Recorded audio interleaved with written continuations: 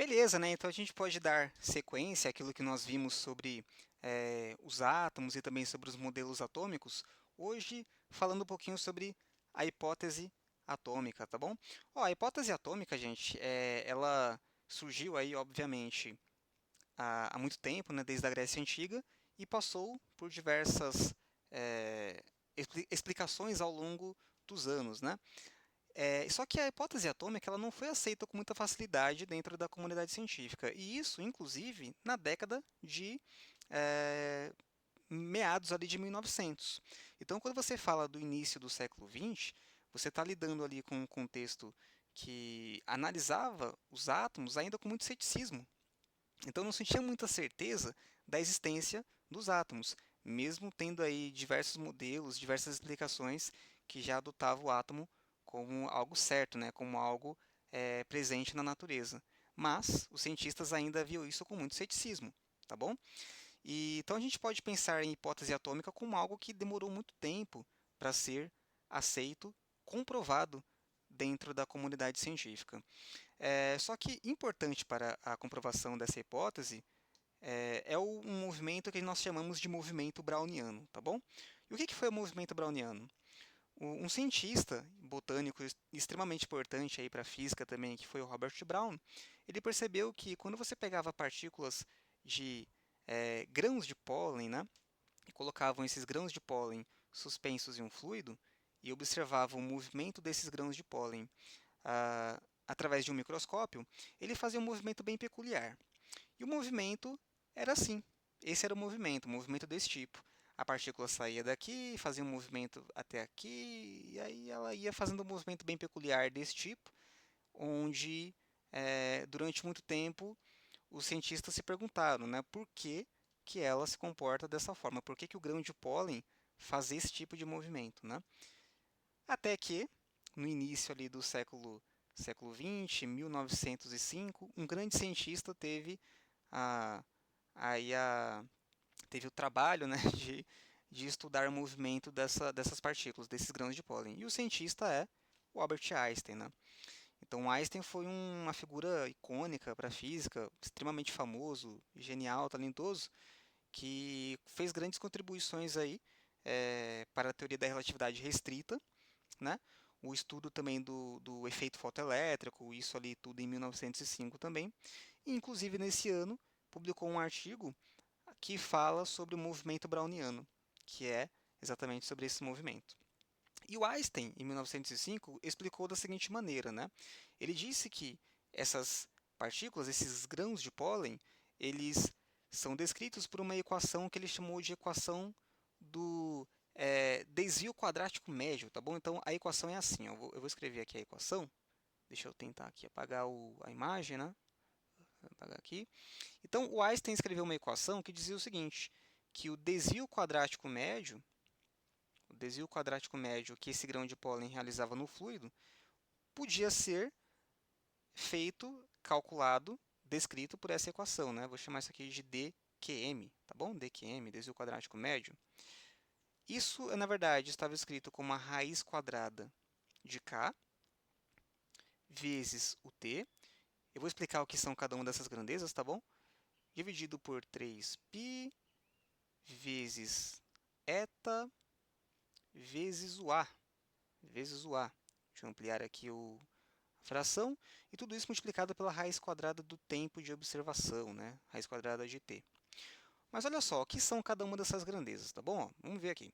O K, ele é a constante de Boltzmann, conhecida constante de Boltzmann aí da física. O 3π fazia parte ali da equação segundo a dedução de Einstein. O eta, a letra grega eta, na verdade, representa a viscosidade do fluido, tá bom? E o A representa a dimensão da partícula, que se você vê ela como algo que é como uma partícula esférica, é um diâmetro. Então aquele A ali simbolizaria um diâmetro do grão de pólen em questão. Então essa é a equação, né? Só que olha só, essa equação está relacionada com a constante de Boltzmann, tá bom? E o que sabemos sobre a constante de Boltzmann na física, né? Claro que não vou deduzir muito aprofundado essa constante, tá? Mas ela basicamente relaciona a temperatura com a energia de moléculas, tá bom? Então essa constante de Boltzmann, ela está, na verdade, representando aí, ela relaciona, né, o que acontece com a energia e com a temperatura de moléculas, que pode ser moléculas de um gás, né, e também moléculas de um fluido em questão, tá bom? Constante de Boltzmann. Mas se a constante de Boltzmann relaciona temperatura e energia de moléculas, isso significa que essa constante de Boltzmann também tem uma relação com o número de Avogadro, tá bom? E o que é o número de Avogadro, né? O número de Avogadro ele é um número importantíssimo aí na física que vai simplesmente representar números de partículas ou número de moléculas, tá bom? Então o número de Avogadro ele é o fixo, tá? Ele é representado por n, né? Deixa eu colocar aqui o número de Avogadro só para a gente ter uma noção. Ele é simbolizado por n e esse número ele é um valor fixo. Ele representa 6,023 aproximadamente, tá bom?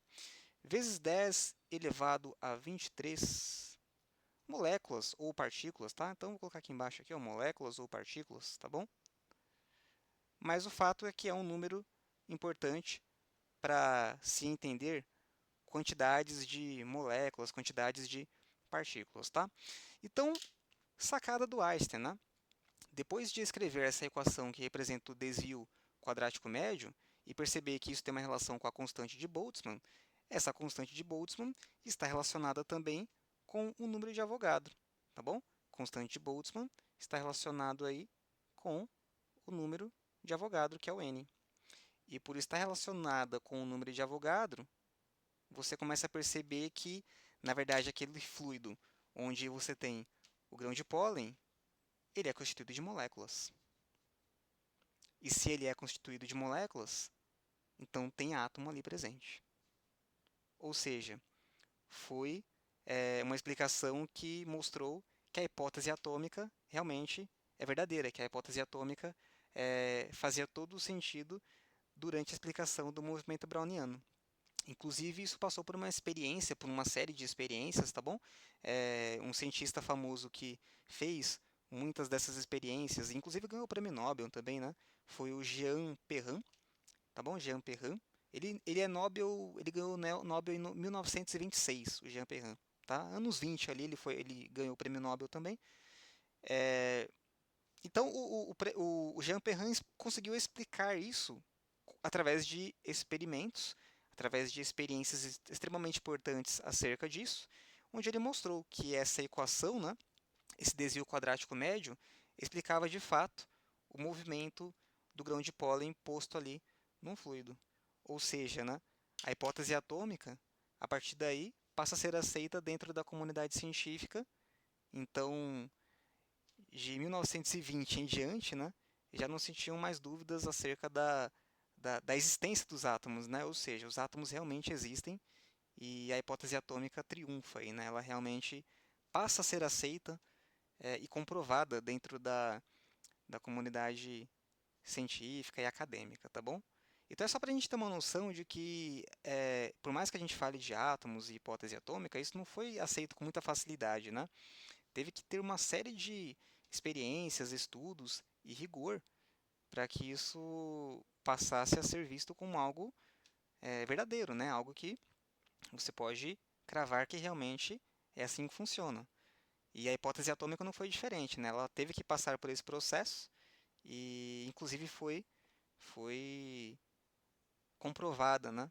Então, a hipótese atômica, sim, hoje é uma verdade e graças a esses estudos, esses cientistas que fizeram o papel de estudar isso com muita dedicação aí, né? E é isso aí.